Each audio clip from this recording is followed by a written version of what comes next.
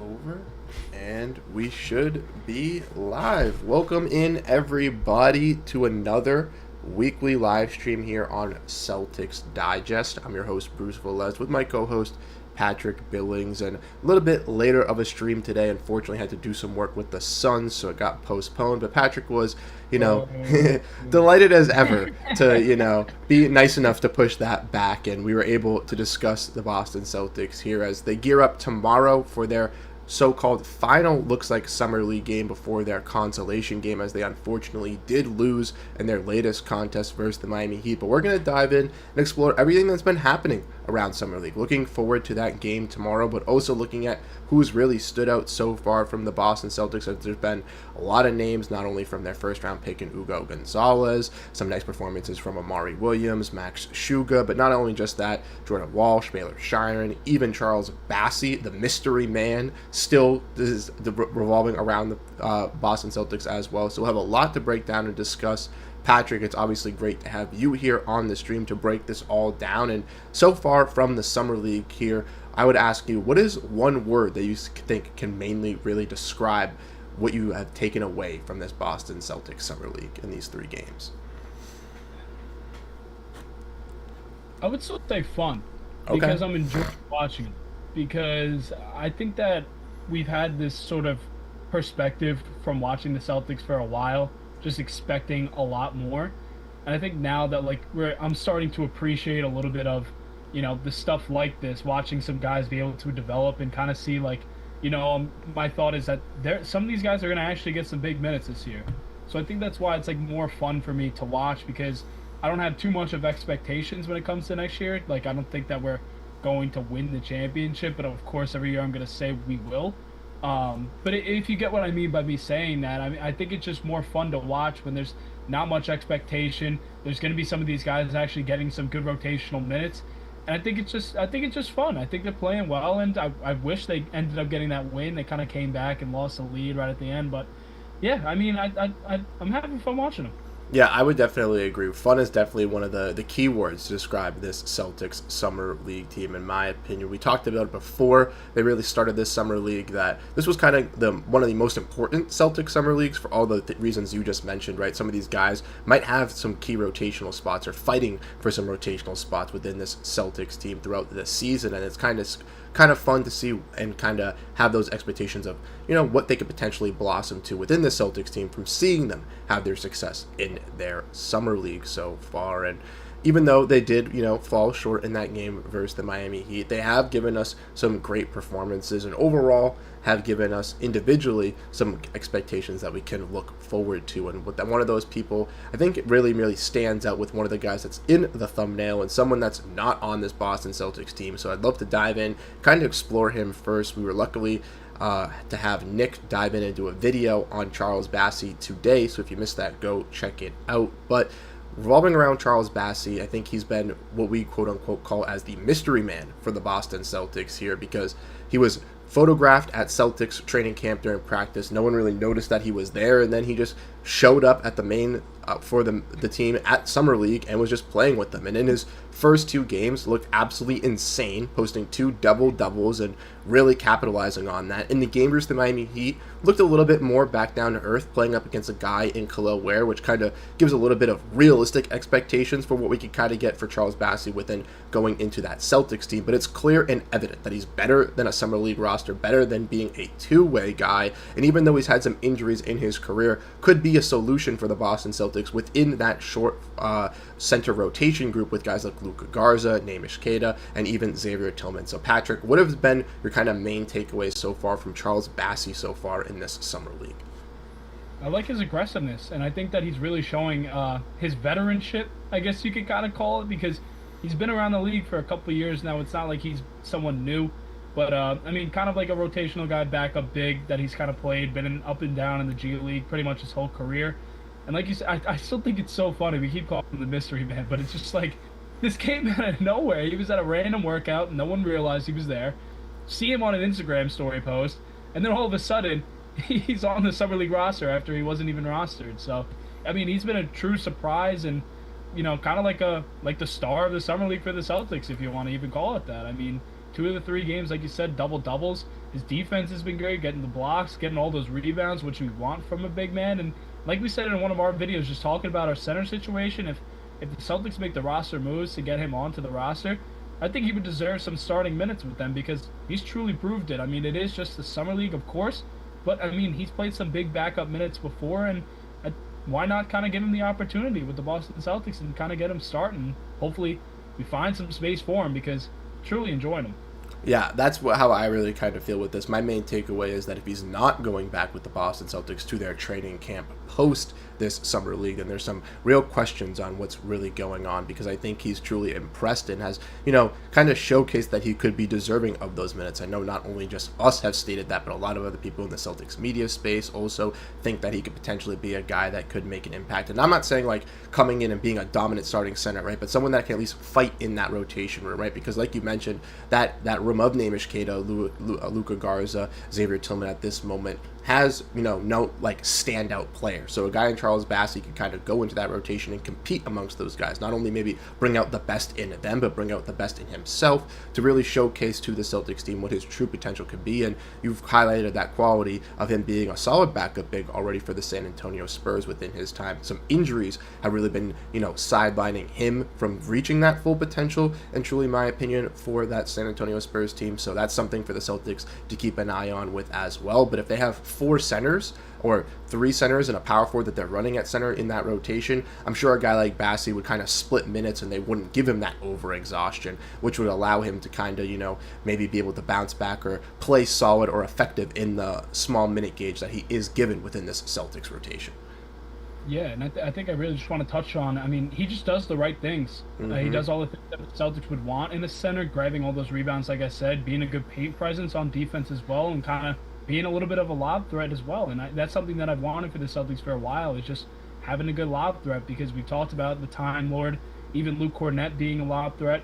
But I mean, he kind of has that Luke Cornett kind of career path as well, if you kind of go back, look at it, going through the G League, kind of not really finding his spot, and really just finding his spot in Boston, and then flourishing within the last 2 years. And now look at the deal that he got. I mean, not to say that he could be exactly that, but you could only hope that he could. And I don't know if you want to kind of get into it, Bruce, like a long story short, about what the Celtics might have to do, because I know you'll explain it a lot better than me because you have a better understanding, but why the Celtics can't just sign him to a 2-way and why he can't just be on the roster signed right away. Yeah, so kind of going into that, like you mentioned, I think that for the Celtics, if they had the opportunity, if they had that open roster spot at this moment, they would kind of work something out, or maybe after this summer league kind of figure it out. And that's something to keep an eye on out as Celtics fans, not only for the channel, but just kind of out there in general, as the Celtics are still said to, maybe make some moves on the smaller ends of stuff out here, but he's not eligible to join a 2-way deal due to the fact that he's been in the NBA for a couple of seasons, I believe 3 seasons, which limits that. And since the Celtics already have 15 roster spots, it makes it a little bit difficult. Now,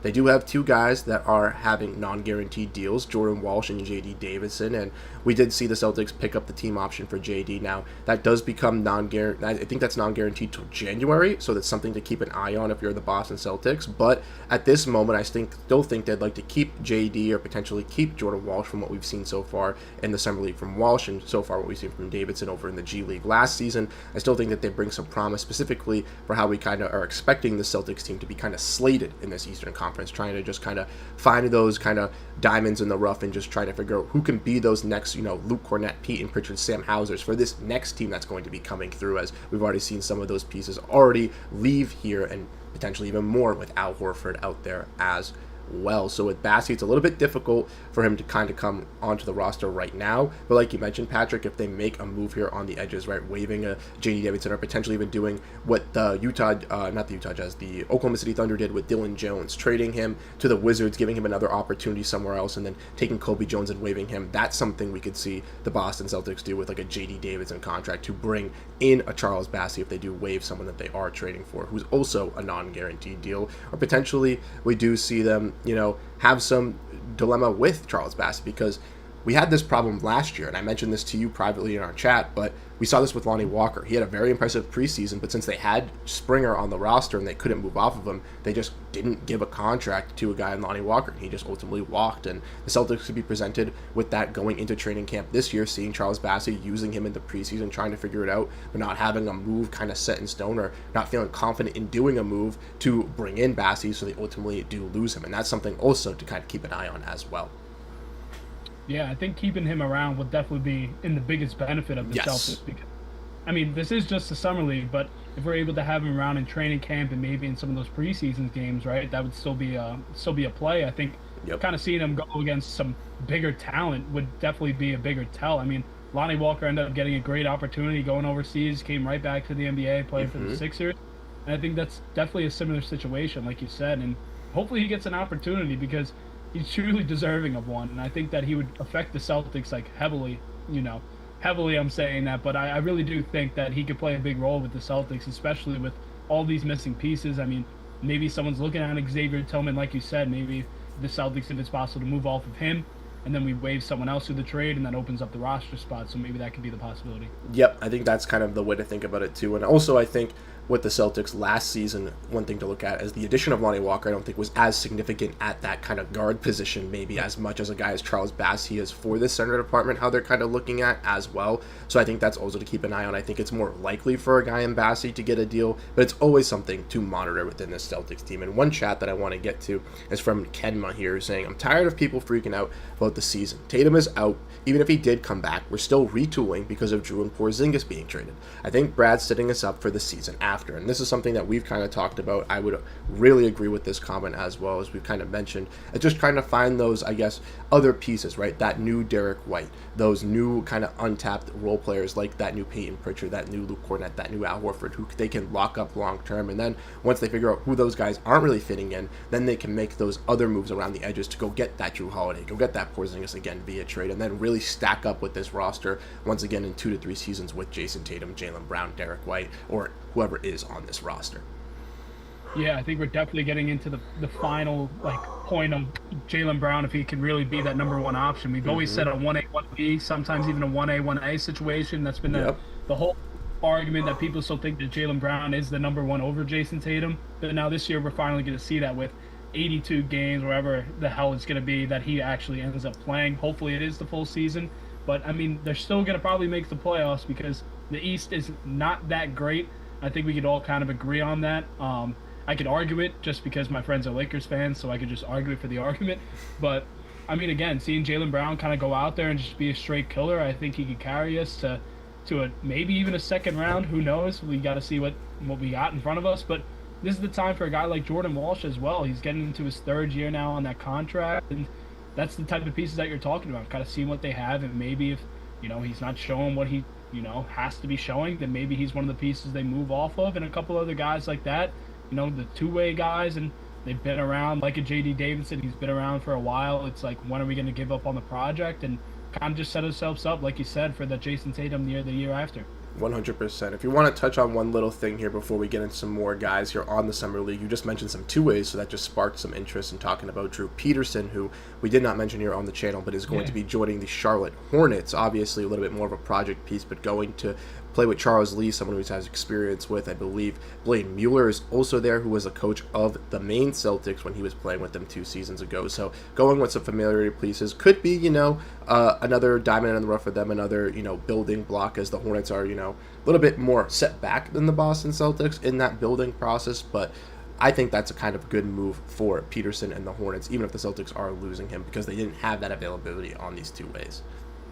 Yeah, it's funny because he did start some games for the Celtics too, especially on even Jayson Tatum wasn't playing. He was getting spotted in that starting spot. It's like, Jesus, I mean, starting some games with the Celtics. But I mean, like I said, like that Hornets team is a little bit younger, and of course there's going to be more opportunity. And I love seeing guys that go from the Celtics that don't have the opportunity and can show some sort of potential to kind of get a good 15 minutes somewhere else. And hopefully he does well. I mean, he's a solid wing player. He could hit some threes. He gets some couple of shots, maybe not by himself, maybe on the catch, but he's a solid defender. He plays hard, and I mean, hopefully he finds a spot over there at home. I mean, he's got Charles Lee, like you said, over there, and the other G League coach as well. So I mean, hopefully he can find something over there. I mean, they're definitely looking for some opportunity, and definitely seems like the right spot for him. Yep, and they also like that offense on the wing. They got guys like Liam McNeely, Con Kneppel in the draft, and now bringing in Drew Peterson on a two-way contract. It's kind of clear and evident what the Hornets do like in some of their builds of their players, and they're sticking to that with Peterson. So diving back, going to the Celtics Summer League, I think we touched on Charles Bassey, the mystery man for the Boston Celtics, as we do say, but let's dive in and talk about the two sophomores for the Boston Celtics that have kind of made some impacts so far, Jordan Walsh and Baylor Shireman. Jordan Walsh in the first game for the Boston Celtics played really effectively on both sides of the ball, looked more poised and controlled, taking those threes where he was a little bit wide open. In game 3, he also was very dominant in the first half of the game, taking control for the Boston Celtics, but ultimately got in a little bit of an aggressive game with some of the players and got ejected. Joe Mazzulla, as we do know, texted him saying he did like that, which I'm not surprised at all, but he did do it in front of Brad Stevens, did issue an apology to him. But Jordan Walsh so far has been looking like a pretty intriguing 3-and-D wing who maybe can make some growth here within the Celtics rotation. As you know, the past 2 seasons he hasn't really seen that development. I know it is Summer League here, but I do like the improvements so far from Walsh on his game, both offensively and defensively, looking more relaxed and more in control, something that we wanted to see last year at Summer League for him. We're now seeing in his 3rd year. Yeah, like you said, it's 3rd year. He keeps calling himself a vet at Summer League also, next to Charles Bassey, another vet. But like I said, like you keep saying, I mean, his offense, you see definitely a lot more comfortability. I brought it up in the last stream also, saying that he wanted to be like a Jayson Tatum, Jaylen Brown, but now he's like, well, I'm not them, and I gotta actually like work for my minutes on the defensive end. And I think he's always proved that in general, that he's going to be that energetic guy on the defensive end.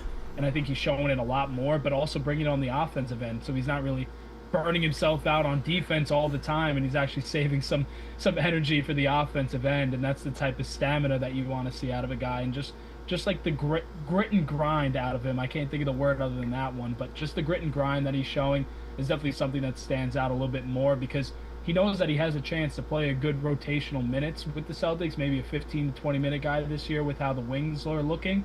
We know Jayson Tatum, and I mean, like I keep saying, I think his defense is going to be one of the biggest points, because when we go into Baylor Shireman, he's more of the offensive guy and setup guy, even on the catch and shoot, just looking to get guys open. If you're just driving to the lane, he's going to be one of those guys in the corner on the wing that they're going to be wide open and score at all 3 levels. That's something I still want to see him grow at in the Summer League, is kind of be able to grow on all 3 levels, because we know he's going to dive on the floor on defense. He's going to be locked in on defense, but he's not as good as a defender as Jordan Walsh, in my personal opinion.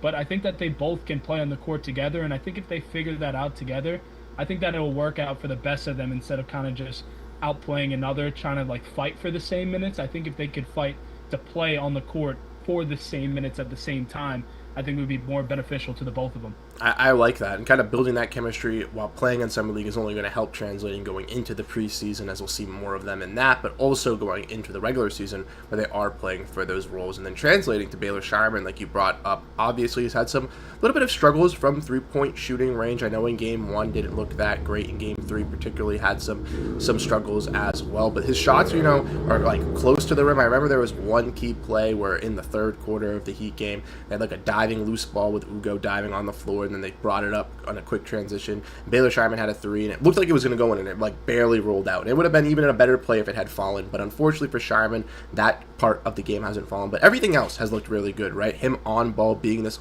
creator, this playmaker, has really transcended from last season. We saw glimpses of it within the Celtics rotation last year, you know, in bits and spurts, but I do think in the Summer League we're seeing a little bit more of a guy in control in Baylor Shireman, and that confidence is there. He's going to be relentless from 3-point range, and I think that's something that's going to be very key for Joe Mazzulla. Even if he does have those cold stretches, it does show that he is confident in taking those shots, and when he does get hot, he's going to be, I think, one of those guys like a Sam Hauser or Peyton Pritchard within the Celtics offense, where when they get relentless from 3-point range, teams are really going to fear their offensive potential and output that they can present to them on that side of the floor. Yeah, and I think both of them, especially when it comes to scoring, I think it's more off the ball that I think you would want to see a little bit more, because like we keep talking about, we talked about this many times, but kind of that we think that the Celtics offense this year, that the way that Ugo plays and the way that JB kind of plays, kind of trying to get downhill and trying to play make to someone outside, that's why I think their off-ball offense is going to be more of a of a primary kind of situation for them offense, because Jordan Walsh isn't the type of guy to create his own shots. He's not going to be going off the dribble too much, and if he's going to dribble the ball and score, he's going to be going to look at the paint. Baylor Shireman kind of can be more of that playmaker that Jordan Walsh isn't. So that's why I'm hoping that they can find this happy medium to where they're both on this second unit, to where Baylor can kind of be that playmaker and spot-up shooter, but he could also create a shot well when he kind of gets to the elbow or get into the paint. But Walsh, on the other hand, he hasn't shown me anything that he could do much on the dribble when it comes to a pull-up three. But, I mean, as a spot-up three-point shooter, that's kind of just what we've been seeing in these past couple of years, that he's kind of just being left wide open. And if he's able to just hit maybe 1 or 2 threes a game, he becomes a little bit more beneficial. And just getting down on the floor and just kind of getting some layups, because he does have the length. We see the length that he has, especially on the defensive end. But, again, I think on the defensive side of things, I don't think we have to worry about it too much, because they both have a lot of energy, and I think they'll do well on that end. But on the offensive end, I think Baylor's going to be more the playmaker, and when the scoring comes, I think more off-ball will be more important. 100%, and like you mentioned, they both bring that energy on the floor, giving those relentless hustle plays and stuff like that, which is key to the Celtics culture. And you not only just see that within those guys, but it trickles down throughout the roster, right? We'll dive into Ugo Gonzalez, Amari Williams, and Max Shuga next, the guys that are those new rookies coming in. Ugo had a really solid game 1, pretty decent game 2. Game 3, unfortunately, in the first half, struggled offensively, was getting into a lot of foul trouble, still getting a little bit frustrated. But like we mentioned, I think Joe's going to use that as motivation, and I think that's going to really bring out the best in Ugo within this team. But on ball still has some great moves and passes, but like we keep mentioning, most likely going to be an off-ball guy within this Celtics team, and I think him being that cutter and kind of guy that can kind of help within this system is going to be key. Amari Williams was out in Game 3. We'll see how he looks in Game 4, if he's still questionable going into that one, but has presented himself as a pretty solid quality passing big and solid rebounder within the Celtics squad. And the Max Shuga, I really like him for this main Celtics team. He really presents those on-ball defensive qualities of a relentless point guard. He's going to be able to set up the pick and roll. We saw him working within Charles Bassey in Game 3 multiple times in the PNR, having some success with him. But not only just that, he's just a relentless defender. He plays some aggressive defense, as we know from VCU, with them being really aggressive on that side of the ball, and he's just relentless there. I think he's going to represent a lot for the Boston Celtics in a similar quality of just like a very pass-first playmaking point guard that's going to be effective on the defensive end, something that the main Celtics will really like to have, with obviously J.D. Davidson now transitioning to the regular Celtics squad or potentially to another team. That is now a hole that they have on their roster, and I think Shuga is going to kind of translate and fit that kind of bill perfectly for the Celtics. Yeah, definitely like Shulgin's aggressiveness too. I think he's kind of surprising me a little bit more as a playmaker, because he was kind of talked about being a catch and shoot type of guy. But like you said, he was in college for a long time, and he brings that veteran college ship into the NBA. And sometimes it takes a little bit of time to develop, and those guys end up being some solid players. And I think, like you said, I mean, he's going to be in Maine for a while. I don't think he'll get too much burn coming up to the league this year. And going to the other guy, Amari Williams, I definitely think he does have some work to do. I think he definitely utilize the main Celtics a decent amount, and then when he comes up, possibly get some minutes here and there, just if there's any foul trouble. I mean, I would have liked him to kind of develop a little bit more and seen a little bit more of him, especially on the offensive end and maybe on the rebounding side of things a little bit better. But you could see the facets of the game that he does well, and you just wanted to like kind of just upgrade just a little bit more, so you have confidence in seeing him kind of get some 10 to 15 minute rotational minutes up in the NBA. But I think he's going to get some good time down there in Maine. And going off to Hugo, I mean, I still think he's pretty damn smooth. I definitely love his game. I think he's pretty patient when he gets into the paint. He's very solid as a playmaker too. And like we talked about getting downhill, I think he's going to find a lot of wide open guys, because he's really capable of handling the ball. He knows when to not hold it for too long, because he's not like a real point guard. He's kind of just like a facilitator of the offense, like kind of way he gets the ball. He's like, all right, let's get things set up and we're going to do things. That's the kind of vibe that I'm getting from him. But with all these guys, I think the shooting, that comes into everything. Unless you're Kobe Bryant, I think that the shooting thing is just going to be something that needs to be grown on in the next couple of years as they start to develop. I mean, different type of basketball. I mean, that's definitely one of the big things too.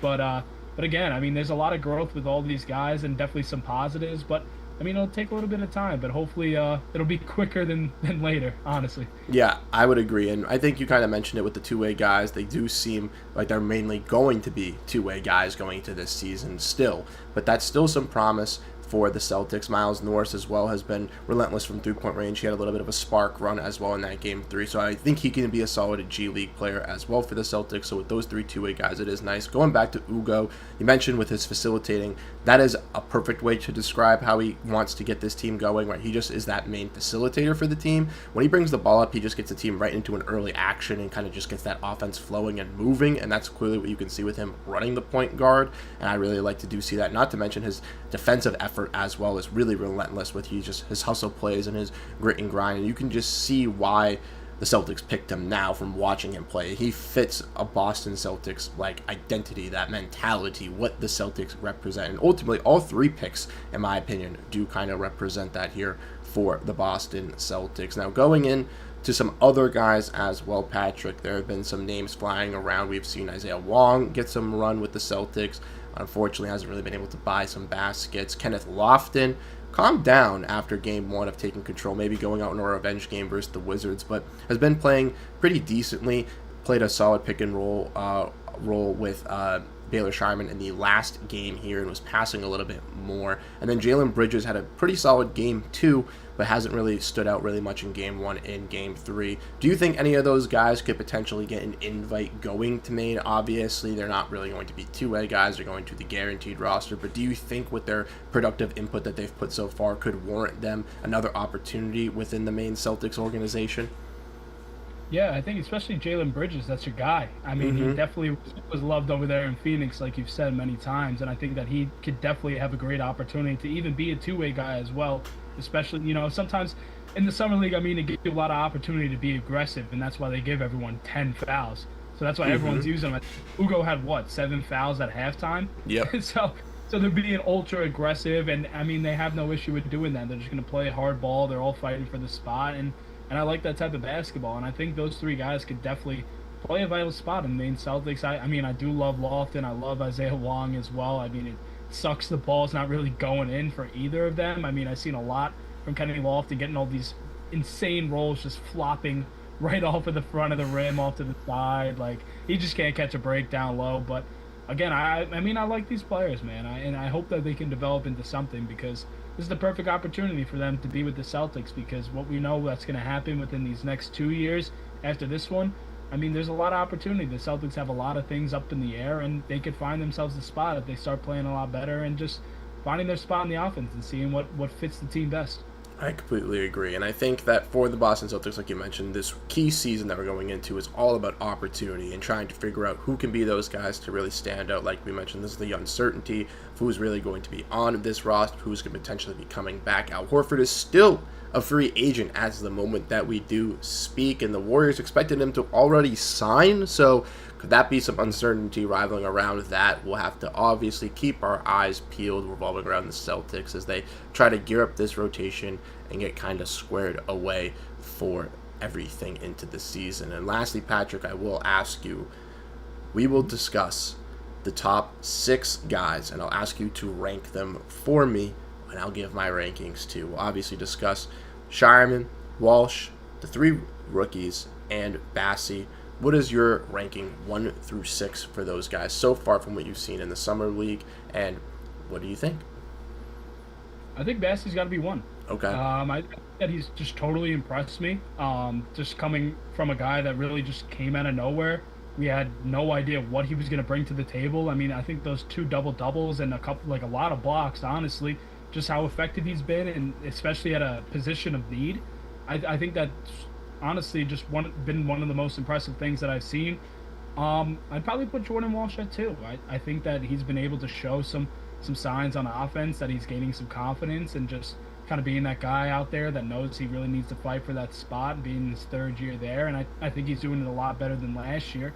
I think Shireman follows right behind him, and then we go Ugo, and then Amari and Shulga. I think that's a pretty fair ranking, but I'm just giving Bassey his flowers, if I'm being completely honest with you, and he's truly impressed all of us. Yeah, I would have to agree with you for the most part. Bassey is going to be my number one as well, just kind of coming out of nowhere and just shocking really everyone in Celtics world from his performances so far. We'll have to see how he looks in Game 4 versus the Los Angeles Lakers, but if he can once again prove that he can be an effective big, we could see his potential run continue within the Celtics going into training camp or potentially getting a deal down the line. Jordan Walsh is also going to be my second player just for the relentlessness effort of being that veteran and showing his prowess not only on the defensive side but the offensive side as well, looking more poised, relaxed, calm within that Celtics rotation, and like you mentioned, been able to kind of score off the ball, off the catch and shoot, which is I think a little bit of what we'll see within his role within the Celtics, which is a little bit more relaxing going into the season. Seeing him so far thrives in the Summer League. Third, I'm going to have to disagree with the Baylor Shireman take. I'm going to have to put Max Strus over him because he's really impressed me with his defensive effort. Personally, being a second round pick, and I think he was pick 51 or something like that, 52? 54? Yeah, that's someone that I'm not doing research on, someone I'm not really paying attention to, and he has really impressed me with his on-ball defense, and he's just like this pest, I feel like, on the defensive end for this Boston Celtics team so far in the Summer League, and that's something that I really like as just a fan of basketball, is those relentless defensive point guards, so it might be a little bit biased in that take, but I think he's really, really impressed me. Fourth, I'll go Ugo because he's just been pretty solid for both games. Fifth, I'll go Baylor Shireman just because the offensive hasn't really been there, even though he showed some good signs on the other things, and I don't want that to take away because I still am high on Baylor Shireman compared to some other people who have already kind of sold him off because some other rookies around his place have looked a little bit more impressive, but I do think there's some patience with the guy in Baylor Shireman transitioning within this Boston Celtics organization. And then Amari Williams being last. Not that that's a bad thing for Amari Williams. We just haven't seen the most out of Amari Williams. And similar to Max Strus here, he goes in with a little bit of lower expectations, and I haven't seen as much promise from him so far. Elliot's asking when we do play again. We do see the Celtics go again tomorrow. I believe they're on 8 or 9 o'clock versus the Los Angeles Lakers team, so a little bit of a late game.